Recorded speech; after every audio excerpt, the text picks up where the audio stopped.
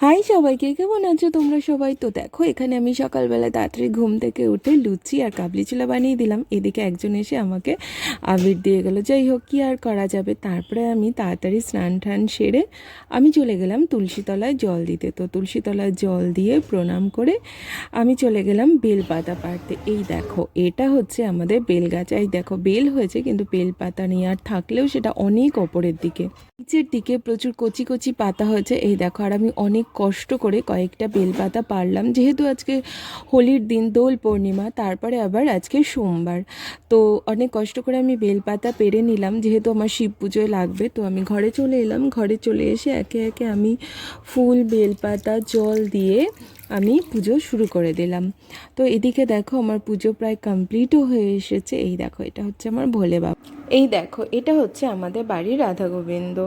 আমি প্রথমেই বাড়ির রাধা গোবিন্দের পায়ে আবির দিয়ে দিলাম। এরপরে একে একে সমস্ত ঠাকুরের পায়ে আমি আবির দিয়ে দিচ্ছি।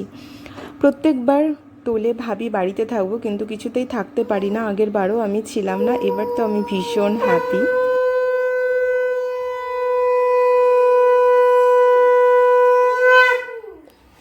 ঠাকুর সবাইকে ভালো রাখুক, দোল পূর্ণিমার দিন এটাই কামনা করছি। তো দেখো, এখানে বাড়ির সামনে পুজো দিয়ে যখন আমি বেরোলাম, তখন দেখলাম যে এখানে বসন্ত উৎসব শুরু হয়ে গেছে। এটা আমাদের বাড়ির সামনেই হচ্ছে।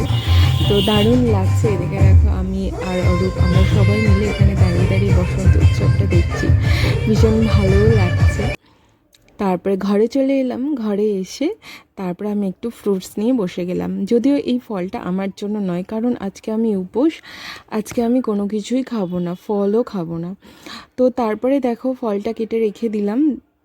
তারপরে আমি এদিকে সব আবিরগুলো একে একে থালায় সাজিয়ে নিচ্ছি। এরপরে আমরাও একটু হোলি খেলবো।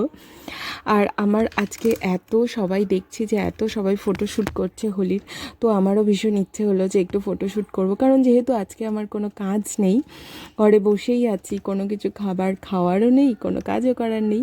তো এদিকে দেখো, কালারগুলো রেডি করে আমার ভীষণ জল তৃষ্ণা পেয়েছিল, আর ওয়াটার বোতলটা আমার হাত থেকে পড়ে ভেঙে গেছিলো ধপাস করে। তো ঘরে যেই ওয়াটার বোতলগুলো ছিল, আমি সেগুলো আস্তে আস্তে খুলে নিলাম। খুলে এটার মধ্যে আমি একটা নিয়ে নিলাম এখান থেকে জল খাবো বলে। এদিকে দেখো, কালারগুলো সব রেডি করে নিয়েছি। চলো এবার একটুখানি হোলি খেলা যাক। আর এদিকে আমার হাজব্যান্ড ঘরে ঢুকে বসে আছে, কিছুতেই হোলি খেলবে না। মানে ও একদম কালার দিতে পছন্দ করে না। তো যাই হোক, অনেক টেনে টুনে জোর করে বার করা হয়েছে। তারপরে অনেক কষ্ট করে আমি একটুখানি কালার দিয়ে দিলাম। আমার মতো কে কে আছে, মানে কার কার হাজব্যান্ড এরকম আছে গোমড়া মুখো? দেখো দেখো, কালার মাখাচ্ছি, দেখো মুখটা দেখো, যে কালার দিতে একদম পছন্দ করে না। কে কে আছে অবশ্যই কমেন্ট করে জানিও কিন্তু। যাই হোক, এদিকে দেখো, আমি একটা তো এভাবেই আমরা দোলের দিনটা সেলিব্রেট করলাম। তোমরা কে কীভাবে সেলিব্রেট করেছো অবশ্যই কমেন্ট করে জানিও। দোলের দিন এলেই না অনেক আগে থেকেই অনেক রকম প্ল্যানিং থাকে যে এটা করব ওটা করব, কিন্তু আলটিমেটলি সেই দিনটা এলে তখন আর কিছুই করা হয় না। এবারও আমার অনেক প্ল্যানিং ছিল, যাই হোক সেগুলো আর হলো না। কি আর করা যাবে, যেটা হয়েছে আমি সেটা নিয়েই ভীষণ হ্যাপি। তারপরে দেখো, অরূপকে বলছি একটুখানি ছবি তুলবো, একটু হাসো। দেখো, সে কিছুতেই হাসছে না, ঠিক সেই গোমড়া মুখো। তারপরে আমি ঘরে চলে এলাম আবির ঠাবির ধুয়ে নিয়ে। তো আমি ভাবলাম যে সারাদিন বসে বসে কি করব, চলো একটু ফটোশ্যুট করা যাক। তো এদিকে দেখো, কিছু ফ্লাওয়ার ছিল, আমি ফ্লাওয়ারটা একটা মালার মতো গেঁথে নিলাম, চুলে লাগিয়ে দিলাম। এরপরে একটু ফ্লাওয়ার বেঁচে ছিল, তো আমি ভাবলাম একটু হাতে দিয়ে দিই, দেখতে নিশ্চয়ই সুন্দর লাগবে ফটোশ্যুটের সময়।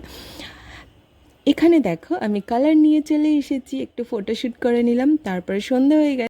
সারা ঘরে আমি একটু ধূপধুনো দিয়ে দিলাম, কারণ ধূপধুনোর গন্ধটা আমার ভীষণ ভালোও লাগে, আর ঘরটা ভীষণ ফ্রেশও লাগে। তারপরে আমি একটু অরূপকে পকোড়া আর চা করে দিলাম। এরপরে আমি রাতে খেয়েছিলাম সাবু আর দুধ। এটা খেয়ে আমি আমার উপোসটা ভাঙলাম। আজকের ব্লগটা ছিল এইটুকুনি। দেখা হচ্ছে খুব তাড়াতাড়ি একটা নিউ ব্লগ নিয়ে। ততদিন অবধি তোমরা ভীষণ ভালো থেকো, হ্যাপি থেকো।